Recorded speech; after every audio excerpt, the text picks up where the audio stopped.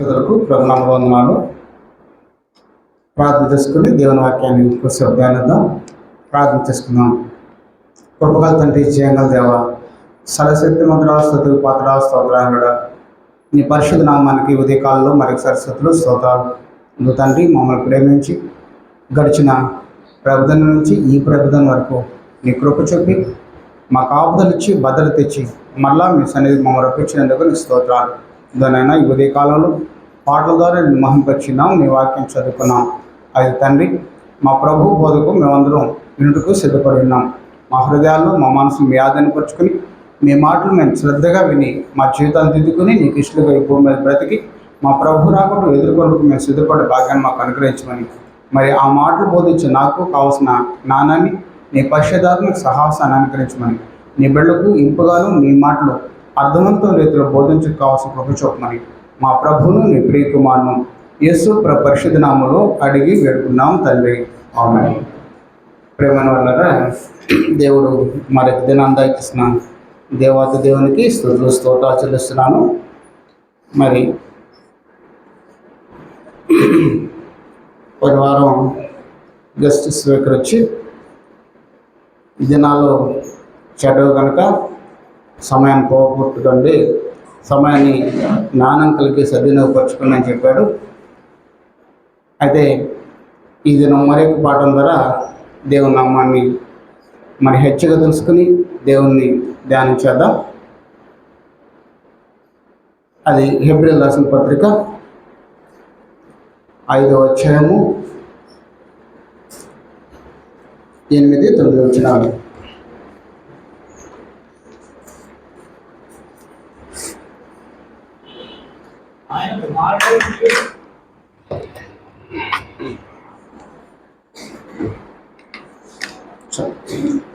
కానీ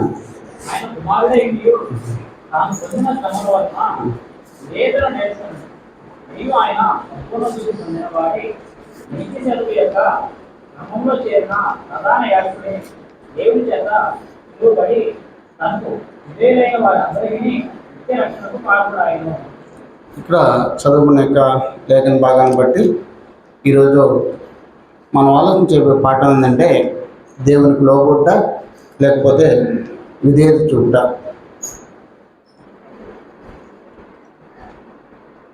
ప్రభువారు తన కుమారుడైన కూడా తాను పొందిన శ్రమల ద్వారా విధేయత నేర్చుకున్నాడంట. అయితే దేవుడు ఈరోజు మనకు చెప్తున్నాడు, నాకు విధేయత ఉంటే మీరు ఏం పొందుకుంటారో ఈరోజు ఆలోచించేద్దాం. దేవునికి లోబడ్డ లేక విధేయులు అవుతా. అయితే విధేయులు అని అంటే లోబడ్డ అని. యేసుప్రభు భూమి మీద బ్రతికిన రోజులు కూడా తండ్రి అయిన దేవునికి లోబడ్డాడు, ఆ రీతిగా జీవించాడు. మరి మొదటి విషయంగా విధేయత అంటే అర్థం ఏంటంటే ఒకరు మరొకరు ఆజ్ఞలను ఇష్టపూర్వకంగా లోబడే ప్రత్యుత్తరము. ఒకరు మరొకరి ఆజ్ఞలను ఇష్టపూర్వకంగా లోబడే ప్రత్యుత్తరం. మరొక విషయం కూడా, ఏమైతే ఆజ్ఞాపించబడిందో దాన్ని చేయుట. మరొక విషయం, ఏమైతే ఆజ్ఞాపించబడలేదో దాన్ని చేయకుండా. విధేయత అంటే కారణం అడగదు, కారణం వెతకదు. విధేయత అంటే దేవుని ఆనందం చేయనది. విధేయత అంటే ప్రశ్నించకుండా కోరిన వాటిని అంగీకరించుట. సుమారు 6 అర్థాలు చెప్పాను. మొదటిది, ఒకరు మరొకరి యొక్క ఆజ్ఞలను ఇష్టపూర్వకంగా అనుసరించుటనే విధేయత అన్నాను. మరి ఇంకొక విషయం ఏంటంటే ఆజ్ఞాపించినవి ఏవైతే ఆజ్ఞాపించారో వాటిని అనుసరించుట. మరి ఇంకోటి ఏంటంటే ఆజ్ఞాపించినవి అనుసరించకపోకుండా. మరి ఇంకోటి ఏంటంటే కారణం అడగదు, కారణం వెతకదు. ఆ ప్రశ్న వేయకుండా దేవుడు కోరినట్లు చేయుట మరి విధేయత. అయితే ఈ విధేయత అనేది మాత్రమే అర్థం చేశాం. అది విధేయతను ప్రేరేపించే కొన్ని కారణ శక్తులు ఉన్నాయి. రెండో విషయము, విధేయతను ప్రేరేపించే శక్తులు ఉన్నాయి. విధేయత ఎలాగా ప్రేరణ పొందుతుందో చూద్దాం. హెబ్రీయులకు రాసిన పత్రిక 11వ అధ్యాయము 8వ వచనం.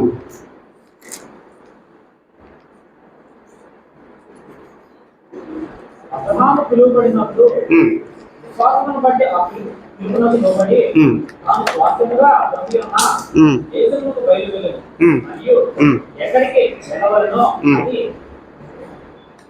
ఎరుగక బయలువెళ్ళెను. చాలు. ఇక్కడ మరొక విషయం ఏంటంటే, రోమన్లో 2లో విధేయతను ప్రేరేపించే శక్తుల్లో మొదటిది విశ్వాసం బట్టి లోబట్ట. మీకు విశ్వాసం ఉందా? విధేయులు అవుతాం. విశ్వాసం మనలో ఉంటే విధేయులుగా బ్రతుకుతాం. అబ్రహాం విశ్వాసం బట్టి దేవునికి లోబడ్డాడు. మరొక కారణం, మరొక శక్తి. 1 యోహాను 3వ అధ్యాయము 3వ వచనం.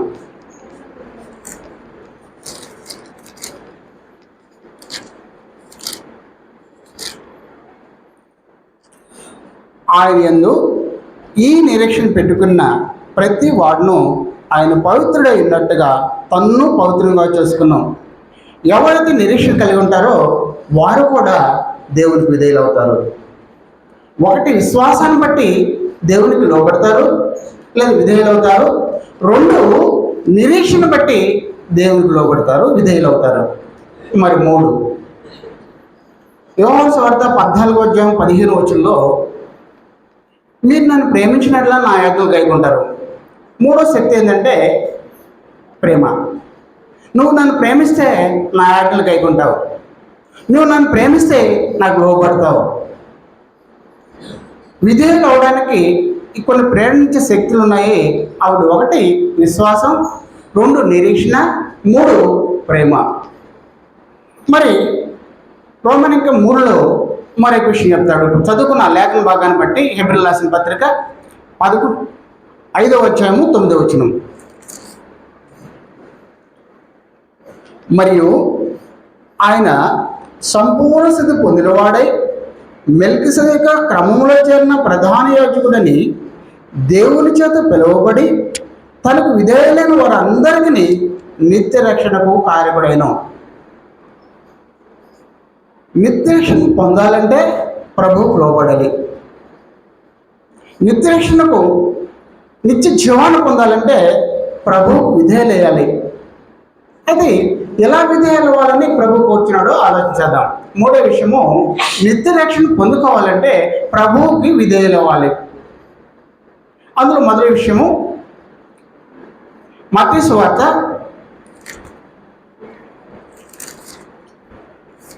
7వ అధ్యాయము 21వ వచనము. ప్రభువా ప్రభువా అని నన్ను పిలిచి ప్రతి వాడును పరలోక రాజ్యంలో ప్రవేశింపడు కానీ పరలోకమున తండ్రి చిత్త ప్రకారం చేయవాడే ప్రవేశించును. ఆ దినమందు అనేకులు నన్ను చూసి ప్రభువా ప్రభువా మేము నీ నామమున ప్రవచింపలేదా, నీ నామమున దెయ్యములు వెళ్ళగొట్టలేదా, నీ నామమున అనేకమైన అద్భుతము చేయలేదా అని చెప్పుదురు. ఇక్కడ ప్రభువు చెప్తున్నాడు, ఎవరైతే ప్రభువుకు విధేయులు అవుతారో వారు నిత్య రక్షణ పొందుతారు, నిత్య జీవాన్ని పొందుకుంటారు, లేదా పరలోక స్వాస్థ్యాన్ని పొందుకుంటారు. ప్రభువు చెప్తున్నాడు, మీరు నన్ను నమ్మిన వారే, నాతో ఉన్నవారే, నాతో తిరిగిన వారే, వాళ్ళ గురించి ప్రభువు చెప్తున్నాడు. మీరు ప్రభువా ప్రభు అని పిలుస్తారు. అయితే నా నామంలో మీరు ఏం చేస్తున్నారంటే ప్రవచించారు, దెయ్యాలు వెళ్ళగొట్టారు, అద్భుత కార్యాలు చేశారు. అయితే మీరు నా తండ్రి చిత్తాన్ని ఎరక్క, నా తండ్రి చిత్తాన్ని అనుసరించక మీరున్నారు కనుక మిమ్మల్ని నేనేం చేశారంటే వెళ్ళండి, అక్రమం చేయవారులారా నా ఎదురు నుండి వెళ్ళండి అంటే ఇలా ప్రభువా ప్రభు అని పిలిచి దేవుని చిత్తాన్ని ఎరక్క, దేవుని చిత్తాన్ని చేయక వీరిని ఏం చేశారంటే నెట్టేస్తాను అని చెప్తున్నాడు. అంటే మనం ఆలోచించేస్తుందంటే ప్రభువుకి విధేయులైతే నిత్య రక్షణ, ప్రభువుకి విధేయులు కాకుండా, ప్రభువుకి వాక్యానుసారం కాకుండా, దేవుని చిత్తానుసారం కాకుండా, దేవుని చిత్తాన్ని ఎరగకుండా వారు ఎన్ని కార్యక్రమాలు చేసినా నా నామం పేరిట మీరు చేశారు, నా నామం పేరిట మీరు ప్రవచించారు, నా నామం పేరిట మీరు దెయ్యాలు అవ్వకుంటారు, నా నామం పేరిట మీరు అద్భుత కార్యాలు చేశారు, అయినా కూడా అది తండ్రి చిత్త ప్రకారం చేయలేదు కనుక మీరు అక్రమం చేయవాళ్ళారా నా ఎదురు నుండి వెళ్ళండి అంటున్నాడు. అంటే దేవుని చిత్తాన్ని ఎరిగి అలా అనుసరించుట అది ప్రభువుకి విధేయత. మరి రెండో విషయం, లూకా సువార్త 8వ అధ్యాయము 21వ వచనం.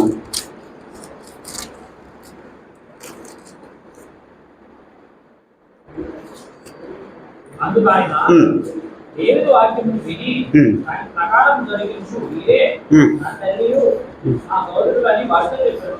ఇక్కడ మరలా చెప్తున్నాడు ప్రభువారు. ఆయన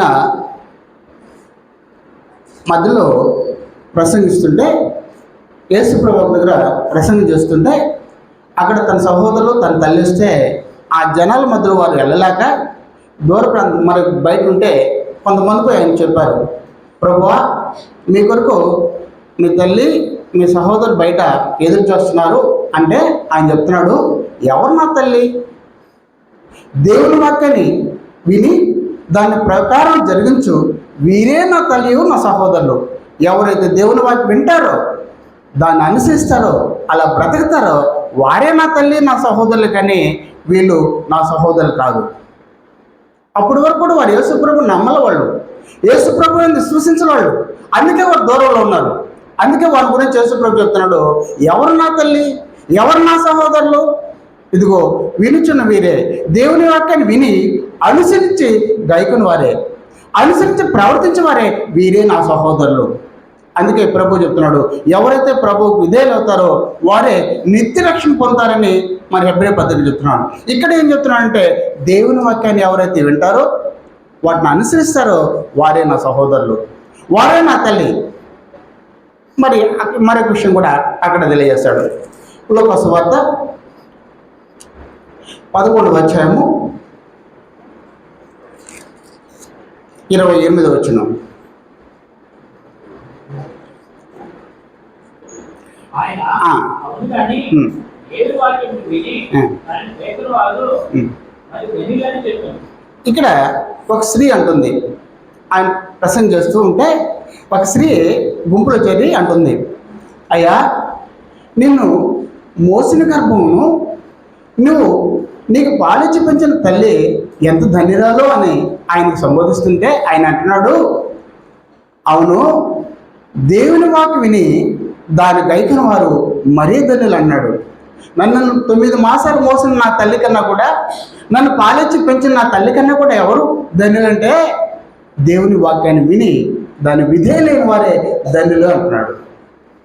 నా తల్లి మమ్మల్ని నాకు 9 నెలలను మోసండొచ్చు, కానీ ఆమె కన్నా కూడా దేవుని వాక్యం వినివారై ధన్యులని యేసుప్రభు తెలియజేస్తున్నాడు. యేసుప్రభు మాట ప్రకారం దేవుని యొక్క మాటను యేసుప్రభు చెప్తున్నాడు కనుక యేసుప్రభు చెప్పే మాటకు లోబడిన వారే ధన్యులు, యేసుప్రభు మాటకు విధేయులైన వారే వారు నిత్య రక్షణ పొందుతారు, వారు నిత్య శ్వాసాన్ని పొందుకుంటారు. మరి ఇంకో విషయం కూడా అక్కడ చెప్తున్నాడు. యోహాను సువార్త 3వ అధ్యాయము 36వ వచనం. మార్నింగ్ విశ్వసించు వాడే నిత్యజీవము గలవాడు. మార్నింగ్ దేవుడు కానివాడు దేవుని చూడడు కానీ దేవుని ఉగ్రత వారి మీద నిలిచి ఉండదు. చాలు. ఇక్కడ మరలా చెప్తున్నాడు, ఎవరైతే కుమారుని సూచించి ఆయన విధేయులు అవుతారో వారు మాత్రమే దేవుని చూస్తారు, జీవాన్ని చూస్తారు. ఎవరైతే కుమారునికి విధేయులు కారో వారు ఏమవుతారంటే ఉగ్రతకి బలవుతారు. ఎవరైతే యేసుప్రభుకి విధేయులు అవుతారో వారు దేవుని చూస్తారో జీవాన్ని పొందుకుంటారు. ఎవరైతే అవిధేయులు అవుతారో వారికి ఏమో జరుగుతుందంటే ఉగ్రత వస్తుంది. మరి మరొక దగ్గర కూడా చెప్తున్నాడు, అక్కడే యోహాను సువార్త 12వ అధ్యాయము 48 నుంచి 50 వరకు చదువుకున్నాం. నన్ను నిరాకరించి నా మాటలు అంగీకరించిన వానికి తీర్పు తెచ్చేవాడప్పుడు కలడు. నేను చెప్పిన మాటయే అంత్యదినం ముందు వానికి తీర్పు తెచ్చును. ఏలైనగా నా అంతటి నేను ఏమీ మాట్లాడలేదు, నేను ఏమనవలనో ఏమి మాట్లాడవలనో దాని గురించి నన్ను పంపిన తండ్రియే నాకు ఆజ్ఞ ఇచ్చి ఉన్నాడు. మరియు ఆయన ఆజ్ఞ నిత్య జీవమని నేను ఎరుగుదును కనుక నేను చెప్పు సంగతులను తండ్రి నాతో చెప్పిన ప్రకారం చెప్పుచున్నాను. నన్ను నేను చెప్పిన మాటలు నా అంతటి నేను చెప్పలే. తండ్రి అయితే ఏదైతే నాకు ఆజ్ఞాపించాడో, ఏదైతే నాకు చెప్పాడో అది మాత్రమే నేను చెప్తున్నాను. అది మీరందరూ కూడా ఏం చేయాలంటే ఆ మాటలు వింటేనే మీకు నిత్య జీవము, ఆ మాటలు విని అనుసరిస్తేనే మీకు నిత్య రక్షణ. ప్రభువారు ఇంత కఠినంగా చెప్తున్నాడు. నా అంతటి నేనేం చెప్పలే. నాకు దేవుడు ఏదైతే చెప్పాడో, నా తండ్రి ఏదైతే నాకు బోధించాడో, నా తండ్రి ఏదైతే నాకు తెలిపాడో అవే నేను చెప్తున్నాను. కనుక మీరేం చేయాలంటే వాటికి లోపడితేనే మీకు నిత్య జీవము, నిత్య రక్షణ. మరి పరిశుద్ధాత్మ కూడా చెప్తున్నాడు. యోహాను సువార్త 14వ అధ్యాయము 16వ అధ్యాయం 14వ వచనం.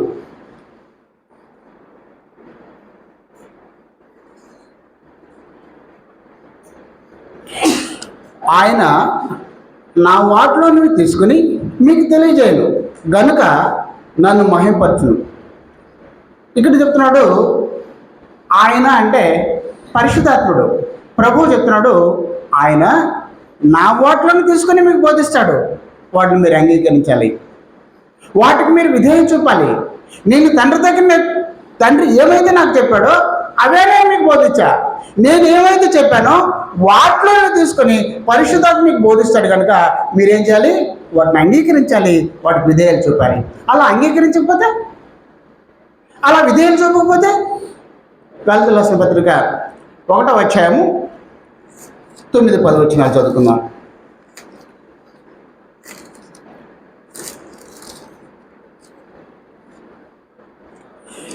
మేము ఇదివరకు చెప్పిన ప్రకారం ఇప్పుడు మరలా చెప్పుచున్నాము. మీరు అంగీకరించిన సువార్త కాక మరి ఒకటి ఎవడైనా మీకు ప్రకటించిన యెడల వాడు శాపగ్రస్తుడవును కాక. చూడండి, నేను చెప్పిన సువార్త కాక, అపోస్తలులు చెప్పిన సువార్త కాక మరెవడైనా మరొక బోధ బోధిస్తే దానికి నువ్వు లోపడితే శాపగ్రస్తుడివి, దానికి నువ్వు విధేయుడైతే శాపగ్రస్తుడివి. అయితే ఎలా లోబడాలో దేవుని గ్రంథంలో ఒక నియమం ఉంది. ఎలా విధేయత చూపాలో దేవుని గ్రంథంలో మరి 4వ విషయంగా దేవుని గ్రంథంలో ఒక నియమం ఉంది. ఎలాగంటే దేవునికి కుమారుడు అన్ని విషయాల్లో లోబడ్డాడు. దేవునికి కుమారుడైన యేసుక్రీస్తు అన్ని విషయాల్లో లోబడ్డాడు. యేసుక్రీస్తుకి సంఘము అంటే మనము అన్ని విషయాల్లో లోబడాలి. మరి పురుషునికి భార్య అన్ని విషయాల్లో లోబడాలి. తల్లిదండ్రులకి పిల్లలు అన్ని విషయాల్లో లోబడాలి. ఈ నియమము కొరింథీయులకు రాసిన మొదటి పత్రిక 11వ అధ్యాయము 3వ వచనం ఉంది. తండ్రికి మొదటి స్థానము, మరి యేసుక్రీస్తుకు 2వ స్థానము, పురుషునికి 3వ స్థానము, స్త్రీకి 4వ స్థానము బైబిల్లో దేవుని యొక్క గ్రంథములో నియమం ఉంది. ఈ నియమం ప్రకారం మనం అందరూ కూడా లోబడి జీవించాలి. ఇలా లోబడి యేసు ప్రభు దేవునికి లోబడితే పరలోకంలో చేరి ఉన్నాడు, దేవుని కుడిపార్శ్వ ఉన్నాడు. దేవునికి యేసుక్రీస్తు లోబడ్డాడు కుమారుడైన. అయితే ఈరోజు ఎక్కడున్నాడంటే దేవుని సన్నిధిలో ఉన్నాడు, దేవుని కుడిపార్శ్వన ఉన్నాడు. మనం సంఘమైన మనం క్రీస్తుకు లోబడాలి. పురుషునికి భార్య లోబడాలి, పిల్లలు తల్లిదండ్రులకు లోబడాలి. ఇది దేవుని యొక్క నియమము. మరి ఇలా లోబడిన యేసుక్రీస్తు తండ్రి దగ్గర కుడిపార్చున్నాడు. మరి 5వ విషయం, 4వ విషయం మీకు చెప్పాను. ఎలా లోబడాలని నియమం చెప్పాను. మరి లోబడితే విధేయులత ఏం జరుగుతుంది? విధేయులవుతారు ఏం జరుగుతుంది అని అంటే ద్వితీయోపదేశకాండము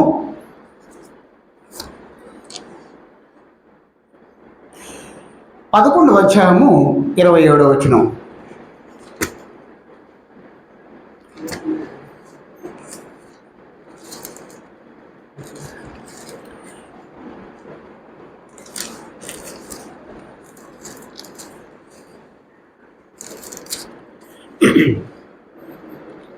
దేవుడు నేను మీకు ఆజ్ఞాపించు ఉమ్, నీ దేవుడైన యెహోవా ఆజ్ఞలను ఉమ్. మీరు వినిన యెడల ఉమ్, నీవినియు ఉమ్, మీరు మీ దేవుడైన యెహోవా ఆజ్ఞలు వినక ఉమ్, దేవుడు నేను మీకు ఆజ్ఞాపించిన మార్గమును విడిచి ఉమ్, మీరు ఎరుగని ఇతర దేవతలను ఉమ్. అనుసరించిన యెడల ఉమ్. శాపము మీకు కలుగును. ఇంత సింపుల్ చెప్పేశాడు దేవుడు.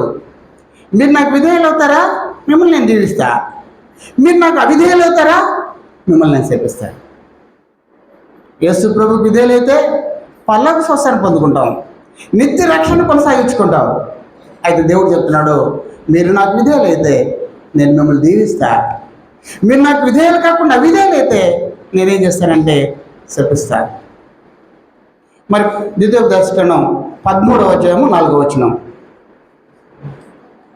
మీరు మీ దేవుడైన యెహోవాకు లోబడి ఆయనకే భయపడి ఆయన ఆజ్ఞలను అనుసరించి ఆయన మాటలు విని ఆయన సేవించి ఆయన హత్తుకుని ఉండవలను. మనం ఎల్లప్పుడూ కూడా దేవునికి లోబడి ఆయన ఆజ్ఞలు అనుసరించి ఆయన హత్తుకుని ఉండాలి. అలా లేకపోతే పైన చెప్తాడు, మరి వారిని కూడా 1 నుంచి 3 చదువుకుంటే అక్కడ చెప్తాడు, వారిని కూడా దూరం నెట్టేస్తాడంట. వారు కూడా మన దేవుడు చెప్పేది ఏంటంటే, మీ విధేయులేనండి, మీరు అవిధేయులు కావద్దు, నా మాట నా ఆజ్ఞను వినండి, వాటి ప్రకారం బ్రతకండి. అయితే ఎవరు ఎలాగ విధేయులయ్యారు, ఎలాగ నిత్యరక్షణ పొందుకున్నారు, ఎలాగ దేవుని యొక్క దీవెన పొందుకున్నారు, ఎలాగ రక్షింపడ్డారో ఈ గ్రంథం నుంచి కొందరు చూద్దాం. ఉదాహరణగా కొంతమందిని ఎవరు దేవునికి విధేయులయ్యి ఎలాంటి రక్షణ పొందుకున్నారో, ఎలాంటి దీవెన పొందుకున్నారో ఇప్పుడు మనం కొందరిని ఆలోచించేద్దాం. హేబెల్ గురించి ఆలోచించేద్దాం, నోవాహు గురించి ఆలోచించేద్దాం, అబ్రహాము గురించి ఆలోచించేద్దాం, మరి యెహోషువ గురించి ఆలోచించేద్దాం, రాహాబు అనే వేశ్య గురించి ఆలోచించేద్దాం, మరి కొత్త నిబంధనలో కూడా పుట్టుగుడ్డు వాని గురించి ఆలోచించేద్దాం. దేవునికి విధేయులై ఎలాగా వారు దేవుని పొందారో, వారు నిత్య రక్షణ పొందారో ఆలోచించేద్దాం. మొదట హేబెలు. ఆదికాండము 4వ అధ్యాయము 3 నుంచి 5 వచనాలు చదువుకుంటే హేబెలు యొక్క అర్పణ గురించి ఉంటుంది. ఈ విషయాన్ని హెబ్రీ రాసిన పత్రిక 11వ అధ్యాయం 6 నుంచి చదువుకుంటే అక్కడ హేబెలు దేవునికి శ్రేష్టమని బలిచ్చాడు. అయితే హేబెలు బలియక ముందు దేవునికి దేవుడు ఆజ్ఞాపించాడు. ఏమని ఆజ్ఞాపించాడు? మీరు నాకు బలిస్తే మీ శ్రేష్టమైన వాటిలో తొలిచూలుది, క్రొవ్వి పట్టినది నాకు బలి అన్నాడు. ఈ విషయాన్ని 2 అన్నదమ్ములకి తండ్రి బోధించాడు. ఆదాము పిలిచి, నా కుమారుడైన కయ్యూను, నా కుమారుడైన హేబెలు, నాయనా మన పాపం పోవాలంటే, మన పాపం పరిహారం కావాలంటే మనం బలి అర్పించాలి నాయనా. ఆ బలి ఎలా అర్పించాలంటే దేవుడు కోరుకున్నాడు నాయనా. దేవునికి ఆజ్ఞ ఏంటంటే తొలిచూలు, మనం మందులో తొలిచూలు ఇవ్వాలి, అది కూడా శ్రేష్టమైనది, క్రూరు పట్టినది దేవునికి అర్పించాలన్నప్పుడు ఒక ఆయన విధేయత చెప్పాడు, ఒక ఆయన అవిధేయత చెప్పాడు. అవిధేయత చూపి ఏమయ్యాడంటే ఆయన శాపాన్ని తెచ్చుకున్నాడు. విధేయత చూపిన హేబెలు ఏమయ్యాడంటే దేవుని సన్నిధిలో నీతిమంతుడిగా, విశ్వాసులకు మాదిరికరంగా, విశ్వాస వీరుల్లో చేరి ఈరోజు మనతో మాట్లాడుతున్నాడు. ఒక ఆయన విధేయత చూపాడు, మరొక ఆయన అవిధేయత చూపాడు, శాపగ్రస్తుడయ్యాడు. విధేయత చూపిన ఈయన ఎలాగున్నాడంటే విశ్వాస వీరుల జాబితాలో ఉన్నాడు, నీతిమంతుడిగా ఉన్నాడు, దేవుని సన్నిధిలో ఉన్నాడు. అయితే కయ్యూను గురించి చెప్తాడు. యోహాను రాసిన మొదటి పత్రిక 3వ అధ్యాయము 12వ వచనం.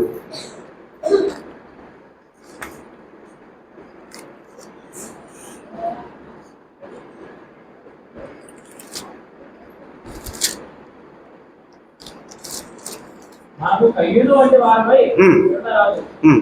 వాడు దుష్టుని సంబంధై తన సోదరుని చంపాను. వాడు అతన్ని ఎందుకు చంపాను? అతని క్రియలు చెడ్డయు, అతని సోదరుని క్రియలు నీకు కలవి దానినే కదా. చాలు. ఇక్కడ మనం కయ్యూను వల్ల దుష్టుని సంబంధంగా ఉండకూడదు. హేబెలు వల్ల దేవుని విధేయుడే ఉండాలి. అందుకే దేవుడు ఉదాహరణగా మనకు హేబేలు చూపిస్తున్నాడు. హేబేలు నాకు విధేయుడై నేను ఇష్ట ప్రకారం. ఇప్పుడు చూడండి, నేను చెప్పిన నిర్వచనం ఏమైంది? మొదట ఒకరు మరొకరు ఆజ్ఞలను ఇష్టపూర్వకం గైకొనుట విధేయత. హేబేలు కనుక గైకొన్నాడా లేదా? దేవుడు ఆజ్ఞాపించాడు. ఏమని? నాకు శ్రేష్ఠ నువ్వు ఇస్తే తొలిచులది క్రొవ్వినిది మందలో శ్రేష్టమైనది నాకు కావాలని దేవుడు కోరాడు. అలాగే అర్పించాడు లేదా? దేవునికి ఆజ్ఞ హేబేలు విధేయత చూపాడు. మరి నేను ఎందుకు అర్పించాలని లేదే? కారణం అడగలైనా, కారణం వెతకలా, ప్రశ్నించలా. అయితే దేవుడు హేబేలు చెప్తున్నాడు, అతడు విశ్వాసవీరులు చేరున్నాడు. కయ్యూను దుష్టుని సంబంధి, నీవు దుష్టుని సంబంధిగా ఉండకూడదు.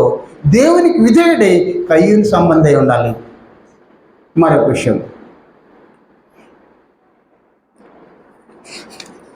హెబ్రీయులకు రాసిన పత్రిక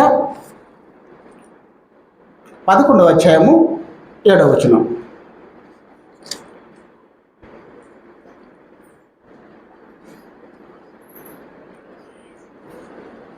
విశ్వాసం బట్టి నోవాహు అది వరకు చూడని సంగతులను గురించి దేవుని చేత హెచ్చరికబడి భయభక్తులు గలవాడే తన ఇంటి వారి రక్షణ కొరకు ఒక ఓడను సిద్ధం చేసెను. అందువలన అతడు లోకం మీద నేరస్థాపన చేసి విశ్వాసం బట్టి కలుగు నీతికి వారసుడయ్యాడు. మరొక తన భక్తుల గురించి దేవుడు చెప్తున్నాడు, నా విశ్వాసవీరుడైన నా నీతిమంతుడైన నోవాహును చూడండి. నోవా ఎలాంటి విధేయుడు? నోవాహుకి ఆదికాండం 6వ అధ్యాయం 14-16 వచనాలు చదివితే ఆజ్ఞ దేవుడిచ్చాడు. నోవాహు, నేను ఈ లోకంలో నశించబోతున్నాను, అయితే నీ ఇంటి కొరకు ఒక ఓడను తయారు చేసుకొని దేవుడు ఆజ్ఞ ఇచ్చాడు. ఏం ఆజ్ఞ ఇచ్చాడంటే, శతసర్పం అంత కట్టు, మరి దాని కొలతలు 300, మరి దాని కొలతలు నిర్మాణం దేవుడు అక్కడ ఇచ్చాడు. అయితే తిరిగి ఏమీ దేవుడిని అడగల, కారణం ప్రశ్న వేయలే. అయ్యా, అంత శతసర్పం ఇక్కడ ఎక్కడ దొరుకుతుంది అని అనలా.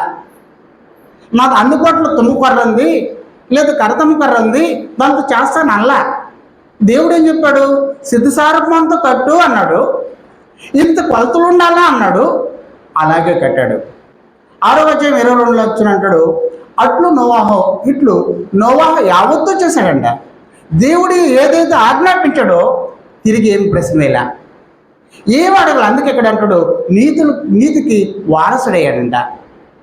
ఏమంటే, ఎప్పుడైనా మనం ఆలోచించేస్తుంటాం, నోవాహు ఇదివరకు ఎరగలైనా వర్షం అంటే తెలియదు, జలప్రళయం అంటే కూడా తెలియదు. అలాంటి ఆయన దేవుడు ఒక మాట చెప్పాడు, ఒక ఆజ్ఞ ఇచ్చాడు, నోవాహు ఓడగట్టు అన్నాడు.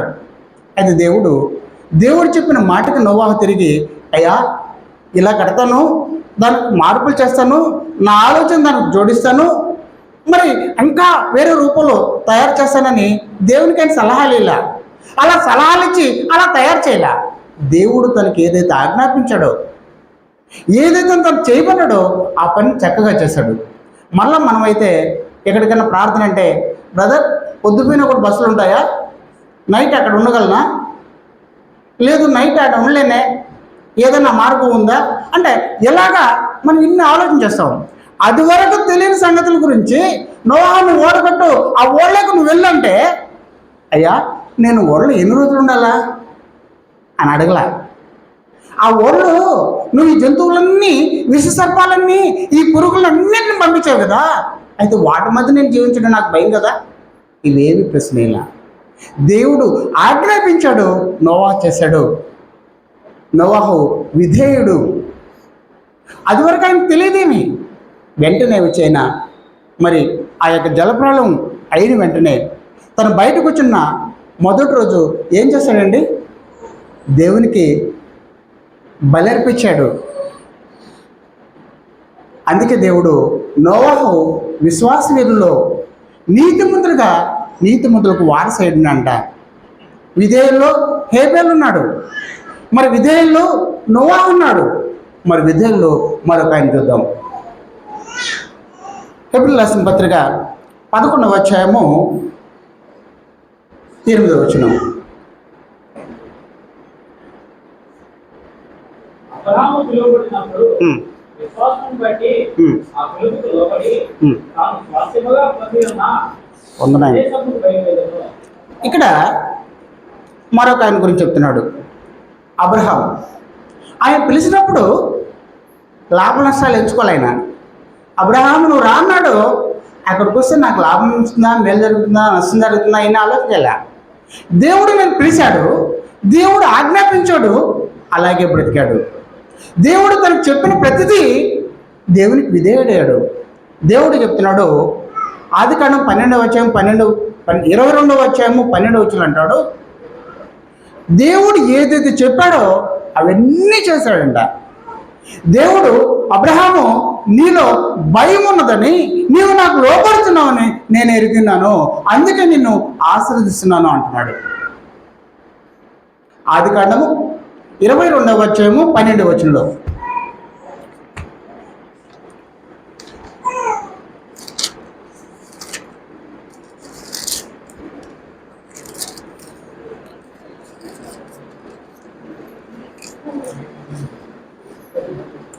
అప్పుడు ఆయన, ఈ చిన్నదానం చేయవేకము, అతనేమీ చేయకము, నీకు ఒక్కడే ఉన్న నీ కుమారుని నాకియ వెనుతీరేది కనుక నీవు దేవునికి భయపడేవాడు అని ఇందువలన నాకు కనబడుచున్నదన్నాడు. ఏమి కూడా దేవుడు ఏది చెప్పాడో, ఏది చేయమన్నాడో దానికి లోపడ్డాడే, కానీ దేవుని ఇప్పుడు కూడా అవిదే చూపలా.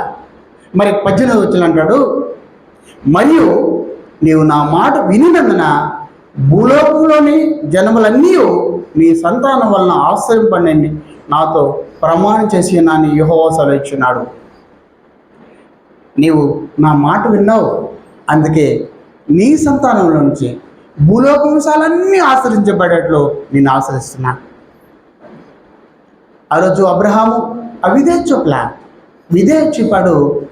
అబ్రహాము విశ్వాస వీరిలో ఉన్నాడు, విశ్వాస తండ్రిగా ఉన్నాడు. దేవుడు విధే చూపిన వారిని అబ్రహాముని ఏం చేశాడు? తనతో ఉంచుకున్నాడు. ఈరోజు లాజరు అబ్రహామును అనుకున్నాడు, అబ్రహాం నెమ్మది పొందుతున్నాడు, అబ్రహాం ఆనందం కలుగుతున్నాడు. ఈరోజు ఎవరైతే క్రీస్తునందు విశ్వసిస్తారో వాళ్ళందరూ కూడా అబ్రహాము సంతానమే. ప్రేమను వర్లరా, హేబెల్ను దేవుడు తనతో ఉంచుకున్నాడు. నోవాహును తన 8 మంది కుటుంబాన్ని దేవుడు లోకం నుంచి రక్షించాడు. నీతిమంతుల జాబితాలో ఆయన చేర్చాడు. మరి అబ్రహాముని నెమ్మదిగల స్థలంలో విశ్వాసవీరులకు ఆయన తండ్రిగా దేవుడు ఏర్పాటు చేశాడు. మరి ఆయన యెహోషువ 6వ అధ్యాయము 3 నుంచి 6 వచనాలు చదువుకుందాం. యెహోషువ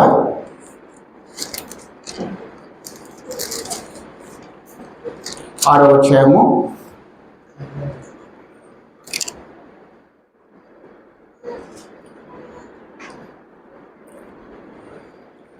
మీరందరూ యుద్ధ సన్నద్ధులై పట్టణమును ఆవరించి ఒక మారు దాని చుట్టూ తిరగవలను. అలాగ 6 దినములు చేయించు రావలను. 7 యాజకులు పుట్టేలుకము బోర్లు పట్టుకుని ముందుగా నడవలను. 7వ దినము మీరు 7 మార్లు పట్నం చుట్టూ తిరుగుచుండగా ఆ యాజకులు బోర్లు ఓదవలను. మానక ఆ కొమ్మలతో వారు ధ్వని చేయుచుండగా మీరు బోర్ల ధ్వని వినినప్పుడు జనులందు ఆర్భాటంగా కేకలు వేయవలను. అప్పుడు ఆ పట్టణ ప్రాకారం కూలను కనుక జనులు తమ ఎదుటికి చక్కగా ఎక్కెదురు అన్ను. ఇక్కడ దేవుడు ఆజ్ఞాపిస్తున్నాడు యెహోషువతో. యెహోషువ ఎలా విధేయత చూపాడో చూడండి. యెహోషువ ఇశ్రాయేల్ సైన్యాన్ని తీసుకెళ్తూ యెరికో కోటలు అడ్డం వచ్చాయి. అప్పుడు యెహోషువకు దేవుడు ఆజ్ఞాపించాడు, యెహోషువ దాని చుట్టూ మరి మీ యాజకులు బోర్లు ఓదుతుండగా ఈ జనాలు మొత్తం దాని చుట్టూ తిప్పు, అప్పుడు ఆ ఎరుకో కోట కోలుతుంది, అప్పుడు ఆ ప్రాకారం ఎక్కి మీరు ఏం చేస్తారంటే మీరు బయట వెళ్తారు అని యెహోషువ చెప్తే యెహోషువ 8 నుంచి 21 చదువుకు అదే దారిలో అలాగే చేశాడు. దేవుడు ఏదైతే చెప్పాడో అలాగే చేశాడు. అది ఆ ఎరుకో గొడ్లు కూలిపోయాయి. యెహోషువకు ఒక్కరోజు కాదు, హెబ్రీయులకు రాసిన పత్రిక 11వ అధ్యాయము 30 వచనం అంటాడు, విశ్వాసాన్ని బట్టి 7 దినాలు ప్రదక్షిణ చేశారంట. ఒక్కరోజు కాదు, ఒకటి కాదు, అన్ని లక్షల మంది ఆ యొక్క ఎరుకోకోళ్ళ చుట్టూ 7 రోజులు విశ్వాసంతో, ఈరోజు గోడ కోరలేదే, ఈరోజు పగలు రాలేదే, ఈ గోడ ఏమో ఒరిగిందా, ఇలాంటి ఆలోచనతో చేయలే. ప్రతి 7 రోజులు దేవుని మీద విశ్వసించి దేవుడు మాటలు ఆజ్ఞాపించాడు, యెహోషువ అలా చేయించాడు. అది విధేయత. దానికి ప్రతిఫలం ఎరుకో గొడ్లు కూలిపోయినాయి. యెహోషువకి దేవుడు ఏదైతే ఆజ్ఞాపించాడో అలా చేశాడో ఆ ఎరుకో గొడ్లు కూలబడాయి. ఎన్ని దినాలంటే ఒకరోజు కాదు, 2 రోజులు కాదు, 7 దినాలు. ఒక్కరోజు ఈ విద్యానగర్ చుట్టూ చూడడం, ఈ చర్చి చుట్టే 2 సార్లు తిరగమంటే బాధపడిపోతాం. అయితే వాళ్ళు విధేయత కలిగి దేవునికి లోపడిన వారు కనుక, దేవుడు ఏదైతే చెప్తాడో చేస్తాడో నమ్మకం కలిగిన వారు కనుక వారు విధేయులుగా ఏం చేశారంటే 7 దినాలు ఇశ్రాయేలు అందరితో కలిసి మరి దాన్ని ప్రదక్షిణ చేసినప్పుడు వారు అద్భుత కార్యాన్ని దేవుడు చేస్తే అది చూశారు. మరి వారు ఎరుకో కోట నుంచి బయటకు వచ్చారు. మరి కాదు, ఇవి రాహాబుని వేశారు. ఇక్కడే 22 నుంచి 23 వచ్చి చదువు. యెహోషువ 6వ అధ్యాయము 22, 23. అయితే యెహోషువ ఆ వేశ్య ఇంటికి వెళ్ళి, మీరు ఆమెతో ప్రమాణం చేసినట్లు ఆమె కలిగిన వారందరినీ అక్కడి నుండి తోడుకొని రండిని దేశమును వేగు చూసిన 2 మనుషులు చెప్పగా, వేగుల వారైన ఆ మనుషులు పోయి రాహాబును, ఆమె తల్లిని, ఆమె సహోదరులను, ఆమె కలిగిన వారు అందరినీ వెలుపలకు తోడుకొని వచ్చింది. ఆమె ఇంటి వారందరినీ వారు వెలుపలకు తోడుకొని వచ్చి ఇశ్రాయేల్ పాలు వెలుపుట వారిని నివసించేసారు. వేగుల వారు ఎరుకోకు పోయినప్పుడు అక్కడ ఈ ఎరుకో నాశనం అయిపోతుంది అని ఏగుల వారిని దేవుడు ముందుగానే యెహోషువ వారిని పంపిస్తే, ఆ ఏగుల వారిని ఎత్తుకుంటూ అక్కడున్న సైనికులు లేక ఆ దేశస్తులు ఆయన వెంటాడినప్పుడు వారు వేశ్య ఇంటికి వెళ్తే ఆమె వాళ్ళని ఆదరించి, వారికైతే అయ్యా వచ్చినారు, మరి వారు వెళ్ళారు అని వారు సమాధానం చెప్పి వారిని పంపించింది. ఈ ఏగుల వారిని అయితే ఏం చేసిందంటే కిటికీ ద్వారం నుండి బయటికి దించింది. అయితే ఆమె ఒక విశ్వాసంతో ఒక విషయం అడిగింది. ఏమడిగిందంటే, యెహోషువ 2వ అధ్యాయము 17 నుంచి చదువుకోండి. ఏమడిగిందంటే, అయ్యా ఈ ఎరుకో కూడా ఈ ఎరుకో ఎప్పుడు నాశనం అయిపోతుంది, అయితే నన్ను జ్ఞాపకం చేసుకోండి, నన్ను ఒకసారి నా కుటుంబాన్ని జ్ఞాపకం చేసుకోమన్నప్పుడు వారు చెప్పారు. ఏం చెప్పారంటే, అమ్మా ఈ కిటికీ ద్వారం కింద మమ్మల్ని పంపించావు కదా, ఈ కిటికీకి ఒక తగర దారం కట్టు, దాన్ని బట్టి నిన్ను మేము రక్షిస్తామన్నారు. అయితే వారు వెళ్ళారు, పంపించేసింది. ఆమె వీళ్ళు మళ్ళీ వస్తారా, ఇది జరుగుతుందా అనలా. చూడండి 21 వచ్చిన ఎవరైనా కూడా మనం ఏం చేస్తామంటే, ఇది జరుగుతుందా, వాళ్ళు చెప్పారు కానీ ఇవన్నీ జరిగేవా.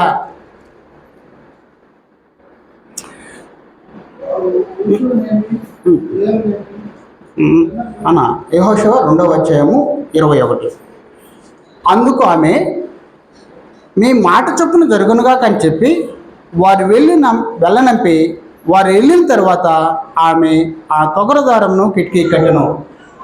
ఏం చేసిందంట, వారు ఏదైతే చెప్పారో వారు దేవుని ప్రతినిధులు, వారు చెప్పినట్లు ఏం చేసిందంటే కిటికీకి దారం కట్టడం ఏంది, నేను రక్షణ పొందడం ఏంది, నన్ను నా కుటుంబాన్ని రక్షించడం ఏంది అని అసందేహపడలా, విధేయత చూపింది. ఇవి దేవుని మాటలు. దేవుడు ఒకరోజు ఎరుకొని నాశనం చేస్తున్నాడు. అయితే నేను రక్షింపబడాలంటే దేవుని ప్రజలు వేగుల వారు చెప్పిన మాట నేను వినాలని వెంటనే ఏం చేసిందంటే వారిని పంపించింది, ఆ కిటికీకి తొగరదారం కట్టింది. అయితే ఇక్కడ మనం చదువుకున్నట్లు 6వ అధ్యాయంలో చదువుకున్నట్లు వారిని, ఆమెను, ఆమె తండ్రిని, ఆమె తల్లిని, ఆమె సహోదరులు, వారి బంధుమిత్రులందరూ కూడా ఏం చేశారంటే ఆ నాశనం చేయకముందే వారిని బయటికి రప్పించి ఆ పాలు వెలుపలకి వారిని రప్పించి అక్కడ నివసింపజేశాను. మీరు రక్షింపడ్డారా లేదా? విధేయత చెప్పారు. కేవలం ఏం చేసింది, దారం కట్టింది. ఈరోజు దేవుడు చెప్తున్నాడు, మీరు నా యందు విశ్వసించి మరి నా యందు విశ్వసించి మీరు బ్రతకండి, మీకు నిత్య స్వాస్థ్యం ఉంటుంది అన్నాడు. అయితే యేసుప్రభు చెప్తున్నాడు, నాకు విధేయులు కండి, మీరు జీవాన్ని చూస్తారు, దేవుడు చూస్తారు, నిత్యత్యాన్ని స్వతంత్రించుకుంటారు అంటున్నారు. కేవలం ఒక వేశ్య, ఆమెకి దేవుని మాటల పైన ఎంత నమ్మకం, ఎంత విధేయత. ప్రేమని వాళ్ళరా, ఇక్కడ చెప్పుకున్న వారు అందరూ కూడా విధేయత కలిగి బ్రతికారు. వారి జీవితాల్లో మరి నిత్య రక్షణ పొందుకున్నారు, భౌతికంగా మరి వారి యొక్క రక్షణ పడ్డారు, మరి ఆత్మీయంగా కూడా దేవుని సన్నిధిలో ఉన్నారు. మరి కొత్త నిబంధన యోహాను సువార్త 9వ అధ్యాయము 1వ వచనం.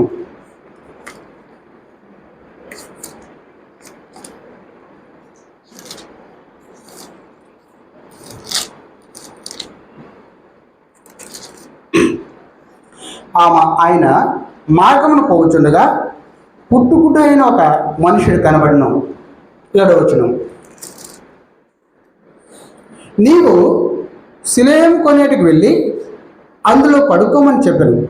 సిలోయము మాటకు పంపబడిన వాడైన అర్థము, వాడు వెళ్ళి కడుక్కొని చూపు గలవాడై వచ్చినాం.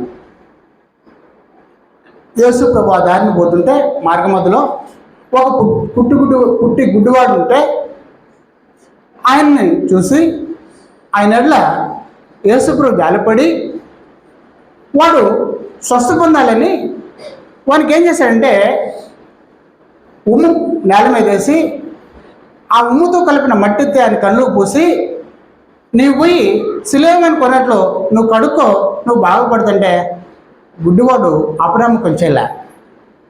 ఆయన తక్కువ చేసి మాట్లాడడం కాదు, కానీ గుడ్డివాడండి ఆయన.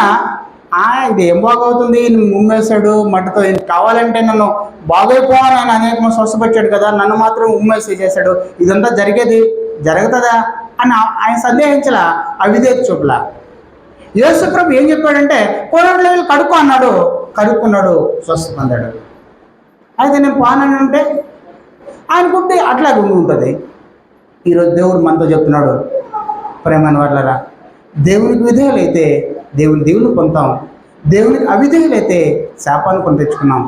ఇప్పుడు ఉన్న ఈ విశ్వాసులు, దేవుని యొక్క భక్తపరులు హేబేలు విధేయులుగా బతికాడు, విశ్వాస వీళ్ళు చేరాడు, నీతిమంతుల వరుసలో ఉన్నాడు.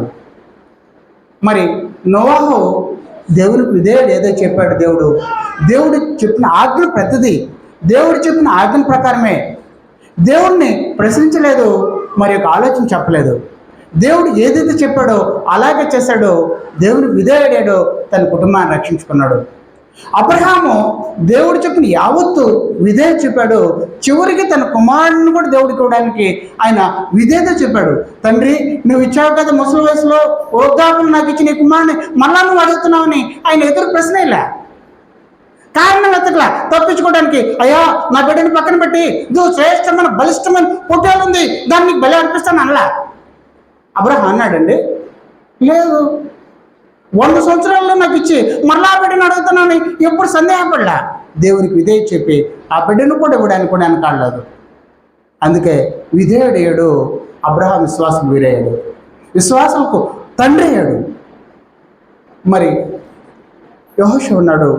యెహోషువ 7 దినాలు ఈ జనాలు అందరూ ఒక్కడు కాదు, ఇశ్రాయేల్ ప్రజలు ఉన్నారు. వారందరూ యాజకులు బోర్లు ఓడుతుంటే వారందరూ ఎరుకో గోడ చుట్టూ తిరగాలంటే ఎంత కష్టం, వారందరూ నడిపించాలంటే ఎంత బాధ, వారితో యాగాలంటే ఎంత శ్రమ. అయినా కూడా దేవుని ఎలా విధేయత చూపి దేవుడు ఆజ్ఞ ఇచ్చాడు, నేను దాన్ని పాటించాలి అని 7 దినాలు విశ్వాసంతో దాని చుట్టూ ప్రదక్షిణ చేశారు. ఎరుకో గోడలు కూలిపడాయి. వారు మరి ఆ ప్రాంతాన్ని దాటుకోవడం జరిగింది. మరి రాహాబని వేసారు ఎలాగుంటారు, ఎవరినైనా నమ్ముతారు వాళ్ళు, ఎవరిని నమ్మరు. అయితే ఈ వేగులు వారి మాట, వారు దేవుని ప్రతినిధులు. ఈరోజు ఒకరోజు ఈ ఎరుకొని నాశనం చేస్తారు. అయితే ఈ ఎరుకొని నాశనం చేస్తే నా జీవితం ఎలా అన్నప్పుడు వెంటనే వారు అడిగినప్పుడు వారు చెప్పిన మాటలకు విధేయత చెప్పి ఆ కిటికీకి తొగరదారం కట్టింది. మరలా వీళ్ళు వస్తారో రారో, ఇలాంటి వాళ్ళు ఎంతమంది వస్తారో, ఇలాంటి వాళ్ళు ఎంతమంది పోతారో, అలాంటి అపనమ్మకం చేయాలండి. విధేయత చూపి వారు చెప్పారు, ఆమె చేసింది, ఆమె రక్షణ పొందింది. మరి పుట్టుగుడ్డివాడు కేవలం యేసుప్రభు మట్టి ఉమ్ము వేసి ఆ మట్టి ఎత్తి ఆయన యొక్క కంటిపైన పూస్తే ఎంత ఎందుకు అనవసరం కదా, ఈ నాకు బాగవుతుందా, ఎంతోమంది స్వస్థపరిచినైనా నాకు మాత్రం మట్టి వేసి పూస్తున్నాడే, అది నా స్వస్థపరుస్తుందా అని అపనమ్మకం చేయలే. యేసుప్రభు చెప్పాడు, అతను వెళ్ళాడు, కడుక్కున్నాడు, స్వస్థ పొందాడు. ప్రేమైన వాళ్ళరా, ఈరోజు కూడా మన దేవునికి విధేయులైతే, దేవునికి లోపడితే మనం నిత్యరక్షణ పొందుతాం, నిత్యత్యాన్ని స్వతంత్రించుకుంటాం. ఈరోజు మనం ఆలోచించాల్సిన పాఠం ఏంటంటే దేవునికి లోబట్ట. విధేయత అంటే ఒకరు మరొకరు ఆజ్ఞ ఇష్టపూర్వకంగా చేయట విధేయత. ఆ విధేయతలో ప్రశ్న ఉండదు. దేవుడు ఏదైతే చెప్తాడో దాన్ని అంగీకరించడం, దేవుడు ఏవైతే ఆజ్ఞాపించాడో అవి ఆచరించడం, ఏవైతే ఆజ్ఞాపించలేదో వాటిని చేయకుండడం, ఏవైతే దేవుడు సంతోషపడతాడో వాటిని చేయడం. ఇది విధేయత యొక్క అర్థం. అయితే ఈ విధేయత ఏవి ప్రేరేపిస్తాయి? ఈ విధేయత కావాలంటే నీకు విశ్వాసం ఉందా, నువ్వు విధేయురాలుగా ఉంటావు. నీకు నిరీక్షణ ఉందా, నువ్వు విధేయుడిగా ఉంటావు. నీకు ప్రేమ ఉందా, నువ్వు విధేయుడిగా ఉంటావు. ఇవి నేను ప్రేరేపిస్తాయి. మరి నేను విధేయుడిగా ఉంటే ప్రభువు వారు చెప్తున్నారు, నాకు విధేయులుగా ఉంటే మీరు నిత్య రక్షణ పొందుతారు, మీ పరలోకాన్ని స్వతంత్రించుకుంటారు, నిత్య జీవాన్ని పొందుకుంటారని యేసుప్రభు చెప్తున్నాడు. అయితే నేను ప్రభువా అని పిలిచి నా ఇష్ట ప్రకారం బ్రతకను, నేను తండ్రి చిత్తాన్ని అడిగి తండ్రి చిత్త ప్రకారం బ్రతుకుతాను. యేసుప్రభు వాళ్ళు అంటే గొప్ప దేవుని కుమారుడు చెప్తున్నాడు, ఎవరైతే నా మాట వింటారో, ఎవరైతే ఆ విన్న మాటలు అనుసరిస్తారో వారే నా తల్లి, వారే నా సహోదరులు. నా శరీర నాకు శరీరాన్ని ఇచ్చిందే, నాకు ఈ దేహాన్ని ఇచ్చిందే, ఆ తల్లి కన్నా కూడా నా వాక్యం వినివారు ధన్యులు. ఎవరైతే నాకు విధేయులు ఉంటారో వారు జీవాన్ని చూస్తారు, వారు దేవుని చూస్తారు. నాకు అవిధేయులు మరి ఏమవుతారంటే ఉగ్రత పాలవుతారు. అయితే నేను ఇవేవి కూడా నా సొంతంగా చెప్పలేదు, తండ్రి నాకేదైతే చెప్పాడో అవేనే నేను మీకు చెప్పాను, వాటికి మీరు విధేయులు ఇవ్వండి. మరి పరిశుద్ధాత్మ చెప్తున్నాడు, పరిశుద్ధాత్మ గురించి యేసుప్రభువే చెప్తున్నాడు. ఆయన నా వాటిలోనే తీసుకుని మీకు బోధిస్తాడు, ఆ మాటలు వినండి, మీకు నిత్య జీవం ఇస్తుంది. అయితే అలా మాటలు వినకపోతే, ఆయన యొక్క ఆజ్ఞ వినకపోతే మీరు శాపగ్రస్తులు అవుతారు. మరి బోధకు మీరు లోపడితే మీరు శాపగ్రస్తులు అవుతారు. అయితే ఎలా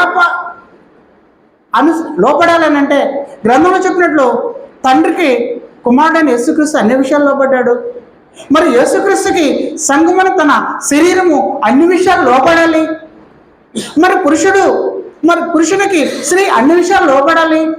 తల్లిదండ్రులకి పిల్లలు అన్ని విషయాలు లోపడాలి. మరి ఇలా లోపల యేసుక్రీస్తు తండ్రి అయిన దేవుని కుడిపార్శ్వన ఉన్నాడు. ఈరోజు నేను కూడా లోపడితే, నేను కూడా ఒకరోజు నన్ను దేవుడు పిలిస్తే నేను కూడా పరలోకాన్ని చేరాలి. మరి ఇలా విధేయతలైతే ఏమవుతుంది అని అంటే విధేయులైన వారు దీవించబడతారు, అవిధేయులైన వారు శాపగ్రస్తులు అవుతారు. మరి ఇలాగా విధేయులై ఎవరైతే దేవుని పొందుకున్నారో వారి గురించి ఆలోచించేశాం. హేబేలు ఉన్నాడు, ఆయన విధేయుడై దేవుని సన్నిధిలో ఉన్నాడు, ఆయన విశ్వాసవీరులో ఉన్నాడు. మరి నోవాహు ఉన్నాడు, నోవాహు విధేయుడిగా ఉన్నాడు. అబ్రహాం విధేయుడిగా బ్రతికాడు, యెహోషువ విధేయుడిగా బ్రతికాడు. వేశ్యని ఒక రాహాబు వేశ్యను కూడా తన విధేయతను కనబర్చింది, తన కుటుంబాన్ని రక్షించుకున్నది. మరి పుట్టుగుడ్డవాడు విధేయుడిగా యేసుప్రభు చెప్పిన మాట విని మరి తను స్వస్థ పొందాడు. ఈరోజు మన జీవితాల్లో కూడా దేవునికి లోబడి దేవుని పొందుకుని మనం అందరం కూడా దేవుని యొక్క కుమారుని స్వరూపం ఎదగడానికి దేవుడి కొద్ది మాటలు నా ద్వారా మాట్లాడించినందుకు దేవునికి స్తోత్రాలు చెల్లించుకుంటూ మీ అందరూ కూడా వందనాలు చెల్లిస్తూ ముగిస్తున్నాను.